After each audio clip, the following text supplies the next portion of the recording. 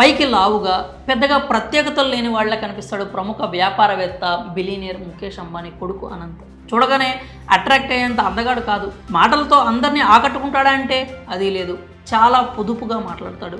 భారీ కాయం వేసుకొని ఐపీఎల్ మ్యాచ్లు చూస్తూ స్టేడియంలో సందడి చేసే అనంత్ అంబానీ అంటే చాలా మందికి చులకన భావం ఉంటుంది. అంబానీ కొడుకు అనగానే అందరూ లైఫ్ సెటిల్ అనుకుంటారు. తండ్రి కోటీశ్వరుడు కాబట్టి ఒక్క పని కూడా చేయనక్కర్లేదు. క్రికెట్ టీంను కొనేయచ్చు, సినీ తారలతో కలిసి డిన్నర్ చేయొచ్చు, ఏ దేశం అంటే ఆ దేశం తిరగచ్చు, లగ్జరీ లైఫ్ను లీడ్ చేయొచ్చు అని అనంత్ అంబానీ గురించి చాలామంది పొరపడతారు.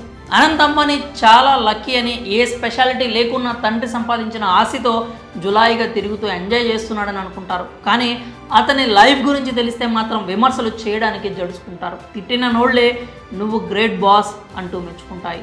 అలాంటి అనంత్ జీవితం గురించి ఇప్పుడు తెలుసుకుందాం. 28 ఏళ్ల అనంత్ అంబానీ తన ప్రీ వెడ్డింగ్ సెలబ్రేషన్స్తో మళ్లీ వార్తల్లోకి వచ్చాడు. ఎన్కోర్ హెల్త్ కేర్ సంస్థ CEO Veeran merchant, Shaila merchant ఏకైక కుమార్తె రాధికా మర్చెంట్ను అతను పెళ్లి చేసుకోబోతున్నాడు. జూలై 12వ తేదీన వీరి వివాహం జరగనుంది. అయితే అంతకంటే ముందే ప్రీ వెడ్డింగ్ సెరమనీ మీదే అందరి ఫోకస్ నెలకొంది. ఈ నేపథ్యంలో అనంత్ అంబానీ జీవితం గురించి, అతను ఎందుకు అంత గ్రేట్ అనేది మనం ఇప్పుడు చూద్దాం.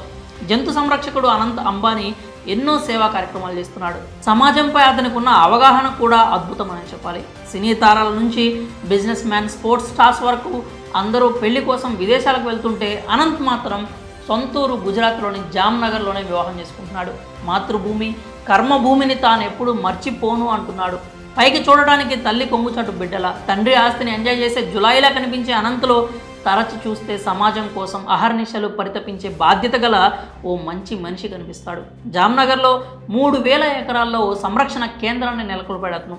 ఇందులో గాయపడిన, ఆదరణ కోల్పోయిన, వేటగాళ్ల చేతుల్లో బందీ అయిన వన్యప్రాణులను రక్షించి చికిత్స చేయడం, పునరావాసంపై దృష్టి పెడుతున్నాడు. ఈ సంరక్షణ కేంద్రానికి star of the forest Vantara అని నామకరణం చేశారు. స్టార్ ఆఫ్ ది ఫారెస్ట్ వంతారాతో పాటు అనంత్ అంబానీ మరో సంరక్షణ కేంద్రాన్ని కూడా ఏర్పాటు చేశాడు. అలాగే జామ్నగర్లోని రిలయన్స్ రిఫైనరీలో అక్కడి ప్రభుత్వ సహకారంతో జూను నెలకొల్పడంలో కీలక పాత్ర పోషించాడు. ఇందులోని సంరక్షణ కేంద్రంలో సుమారు 200 ఏనుగులు, 100 రకాల ఇతర జంతువులు ఉన్నాయి. వీటిని జాగ్రత్తగా చూసుకోవడానికి 3000 మంది సిబ్బంది ఉన్నారు. ఈ జూ తన తల్లిదండ్రుల కలలకు రూపం అని ఓ సందర్భంలో అనంత్ అంబానీ అన్నాడు.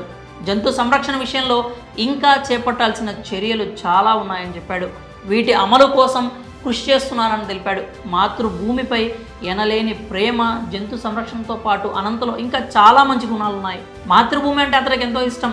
కొన్ని పెద్ద కుటుంబాల్లో పిల్లల పెళ్లిళ్ళు విదేశాల్లో చేసుకుంటున్నారు. కానీ అనంత్ మాత్రం జామ్నగర్లోనే తన వివాహం జరగాలి అని నిశ్చయించుకున్నాడు. ప్రధాని నరేంద్ర మోడీ మన్ కీ బాత్లో వెడ్ ఇన్ ఇండియాను అలవర్చుకోవాలంటూ చెప్పిన మాటలు తన మనస్సును తాకాయి అని, అందుకే ఈ నిర్ణయం తీసుకున్నాను అంటూ రీసెంట్గా ఓ ఇంటర్వ్యూలో అనంత్ వెల్లడించాడు. జామ్నగర్లోనే పుట్టి పెరిగానని, ఇక్కడే వేడుకను ప్లాన్ చేసుకోవడం అదృష్టంగా భావిస్తున్నానని పేర్కొన్నాడు. ఇది తన తండ్రి జన్మభూమి అని, తనకు కర్మభూమి అని చెప్పుకొచ్చాడు.